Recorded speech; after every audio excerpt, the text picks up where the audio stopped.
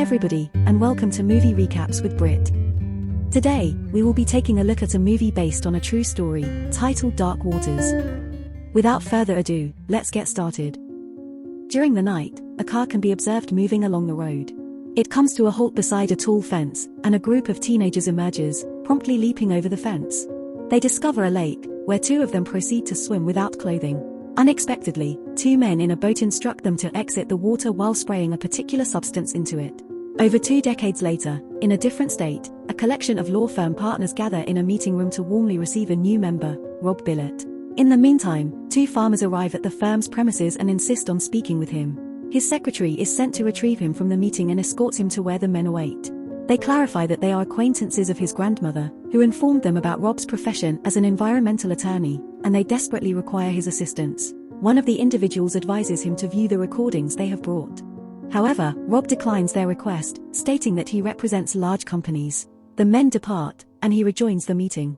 His superior, Tom Turp, inquires about the issue, but Rob dismisses it. That evening, Rob is at home with his spouse and child, sharing a meal. He appears troubled. The following day, he travels to West Virginia to visit his grandmother and examine the situation. They discuss the farmers who visited him at his workplace, and she informs him that she used to take him and his sister to their farm when they were young. While en route to the farm, he passes by a landfill named Dry Run. The man invites him into his house and promptly presents him with abnormal organs extracted from his livestock, displaying signs of illness and deformities. Afterward, he accompanies him to a stream where his livestock quenches their thirst, revealing peculiar pale stones within it. He explains that those rocks are some form of harmful substances that are poisoning his cattle. When Rob turns around, he only sees 2 cows. The man escorts him to a nearby field where the remaining cattle are buried. He has lost a significant number of cows, amounting to hundreds. Rob becomes concerned upon discovering that DuPont, the chemical company that owns the landfill, has not provided any explanations to the man or addressed his concerns regarding the chemicals in the creek. Rob attends a business dinner with the president of DuPont, a company that his firm has maintained a friendly relationship with for a considerable period. Following dinner, he approaches the president and inquires about the landfill. The president diplomatically concludes the conversation, assuring Rob that he will certainly investigate the matter. Some time later, Rob returns to the man's farm, bringing him an assessment. The report regarding the farm and livestock indicates that the animals perished due to inadequate care, which infuriates the farmer, who firmly believes otherwise. As they engage in a heated argument, one of the cows begins displaying abnormal behavior and appears ready to charge at them. Rob swiftly enters the truck while the man remains behind.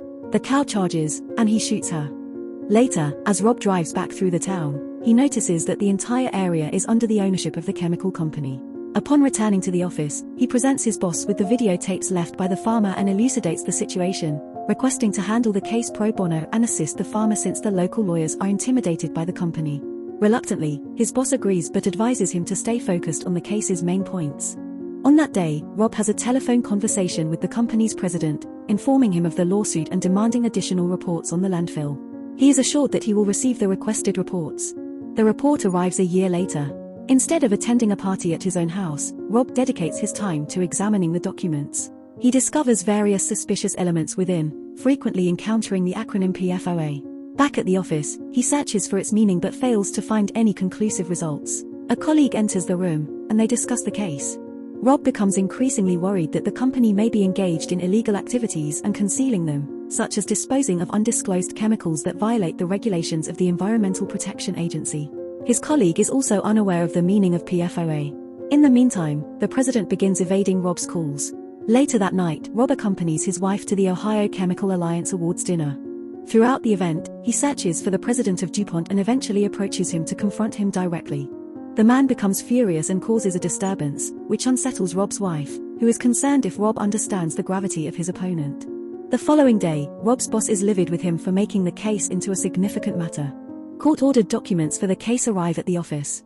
DuPont attempts to overwhelm Rob with an abundance of materials and reports, but he remains determined to uncover the truth. He begins sifting through them alone and comes across the recurring acronym PFOA, along with the addition of C8. Meanwhile, the farmers face criticism in their town for suing the chemical company since it is the largest employer in the area. Rob arranges a meeting with a chemist to seek clarification on the findings. The chemist informs him that although he hasn't heard of PFOA specifically, there is a similar compound. It denotes a synthetic substance created in a laboratory. When Rob inquires about the consequences of ingesting the compound, the chemist finds it incredulous, likening it to asking about the effects of consuming a tire. Another year passes, and Rob delves deeper into the case, realizing that DuPont is not only poisoning livestock but also the local community. The chemical he discovered in the documents is present in the town's water supply. He finds supporting evidence in the documents that confirms his suspicions. Meanwhile, in West Virginia, the farmer who reached out to Rob seeks medical attention as he has been ill for an extended period. Upon returning home with his wife, they discover that their documents have been forcibly searched, and the samples from their cattle have been stolen. DuPont threatens them, leaving the farmer desperate to protect his family. Shortly after, Rob makes an even more alarming revelation. Back at home, he confides in his wife, informing her that DuPont is poisoning everyone, including their baby. His wife is reluctant to accept it, but he explains the situation to her. The chemical he has been investigating originated during the Manhattan Project in World War II. Following the war, certain companies recognized its potential use in other products, and DuPont was one of them. They took the chemical and rebranded it as C8, utilizing it to create a coating known as Teflon for pans. The manufacturing of this coating occurs at a factory in West Virginia, and the company had prior knowledge of its toxicity dating back to the 1960s. Rob informs his boss about the same information regarding DuPont and their attempts to conceal the harmful C8 sludge over the years. Through his discoveries, he has found evidence that the company not only possessed this knowledge but also conducted experiments that demonstrated deformities in monkeys, rats, and their offspring. Furthermore, DuPont was aware of similar effects on their workers and their infants but chose to suppress this information as well. The company had awareness of the detrimental impact of both the product and its byproducts, not only on their employees but also on consumers who used their products, which ranged from pans to paints and fabrics. As Rob's wife goes into labor, he expresses concern to the nurses about any visible deformities in the baby, similar to the ones he had read about in the files. However, the nurses assure him that the baby is in perfect condition. After a period of time, Rob and his boss confront the president of DuPont, expressing their knowledge of everything regarding C8 and the extensive extent of contamination. Subsequently, Rob also shares this information with the farmer. However, the farmer is determined not to settle the matter through a civil case, believing that the world deserves to be aware of the company's actions. Rob explains that it's virtually impossible to challenge such a powerful company in court. A heated argument ensues, during which the farmer discloses that both he and his wife are battling cancer. Nevertheless, Rob manages to persuade him to accept the settlement, and they proceed to sign the documents alongside the company president. However, behind the scenes, Rob has leaked all the information about DuPont to the relevant authorities and has volunteered to testify in the case filed against the company by these governmental departments. Although his boss is infuriated, he does extend well wishes to Rob for his upcoming endeavors in Washington. Later, Rob is observed providing testimony at the trial, urging the government departments to take action regarding the contamination issue. A year passes, and in 2001, Rob, his wife, and one of his colleagues receive a summons to the Kiger's residence. The Kigers have received a letter from DuPont. The couple shares heartbreaking stories of their family members who worked for the company and succumbed to cancer, as well as others they knew who faced similar fates. This new information prompts Rob to propose a potential class action case to his law firm, wherein they would represent individuals directly harmed by DuPont. He builds the case around a legal loophole exploited by DuPont, involving self-regulation and medical monitoring. The partners at the firm are divided, with some believing the company isn't at fault, while others stand by Rob's side. The firm's boss supports Rob in the case, arguing that they should uphold justice and hold DuPont accountable for their actions. The following year, the case finally proceeds to court, with Harry Dietzler joining Rob's legal team. However, DuPont files a motion to dismiss the case, leveraging new overnight regulations regarding contamination, which significantly alters the course of Dietzler and Rob's legal battle. The individual present to provide testimony is observed sitting alongside the company's president and later faces accusations from Dietzler suggesting their alignment with the company. Another year passes, and Teflon becomes a widely discussed topic in American and global news, revealing increasingly concerning information about the substance. The Kigers also face threats when one of their houses is intentionally set on fire, although luckily it was an unoccupied one. Another year goes by, and the legal battle persists. Rob questions the chairman of the DuPont company during a deposition for the case. Rob confronts him with evidence dating back to the 1970s regarding C8, citing diseases such as cancer, infertility, and other ailments proven to be caused by the chemical. He proceeds to present documents revealing the company's concealed and initially denied experiments.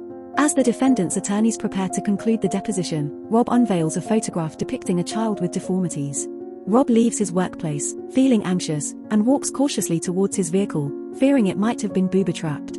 Later on, the EPA imposes a fine of $16 million on DuPont as compensation. However, the amount that the company must pay to the plaintiffs in the class action suit is being mediated by a neutral third party. This party establishes an independent scientific panel responsible for determining the medical monitoring component of the lawsuit. On that particular day, Rob and his 2 colleagues rejoice over this development. However, one of them harbors suspicions about the outcomes of the scientific panel, believing that the plaintiffs may avoid undergoing examinations and simply accept a settlement from DuPont. In response, Rob suggests conducting blood tests first and then distributing the settlement funds, enabling them to demonstrate the company's wrongdoing and prevent such actions in the future. Several years pass, and the blood tests are ongoing as Rob drives into the town in West Virginia. A multitude of individuals has congregated at a mobile laboratory to undergo testing. Rob enters and is warmly greeted by the doctor, who confirms the success of his plan. Interestingly, amidst the testing, a woman remains convinced that DuPont is innocent of any wrongdoing. It is the Christmas season, and Rob joyfully celebrates with friends and family.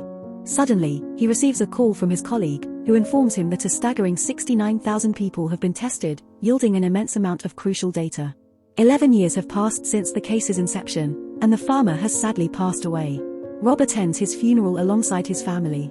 Following the somber event, they visit a local diner, where a stranger approaches them and shares the tragic news of his brother's cancer-related demise. They depart from the diner and drive past the unemployment office, where they observe numerous individuals, some displaying resentment towards Rob.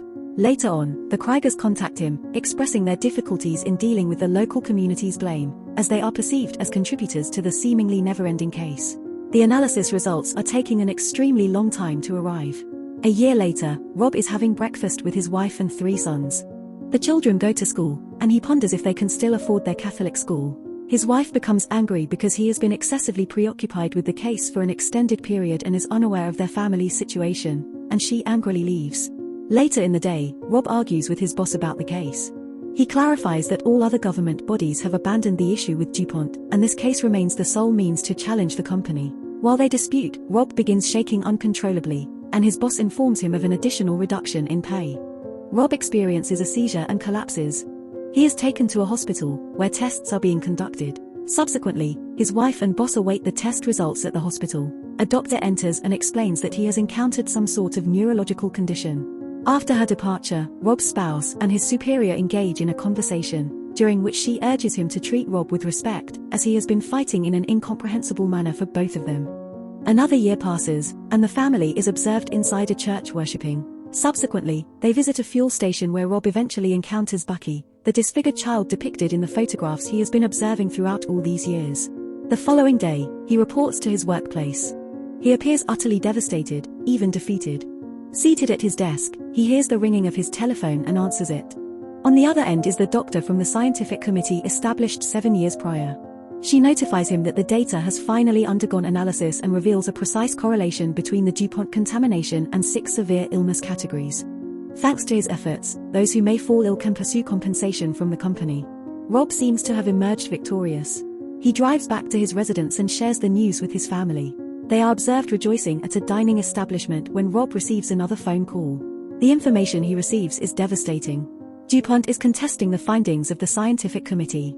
He believes it's the end, that he has been defeated. Large corporations like DuPont always emerge victorious while ordinary individuals suffer defeat. Hence, it is those individuals he must safeguard.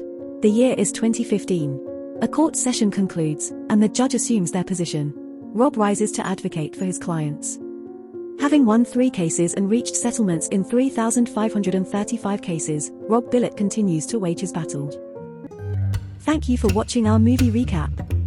While it may seem simple, it actually took a lot of hard work and dedication to produce. If you enjoyed the video, we kindly ask you to show your support by liking and subscribing to our channel. By doing so, you'll stay updated on our latest content and help us continue creating more in-depth analyses and critiques of the movies you love. Thank you again for your support.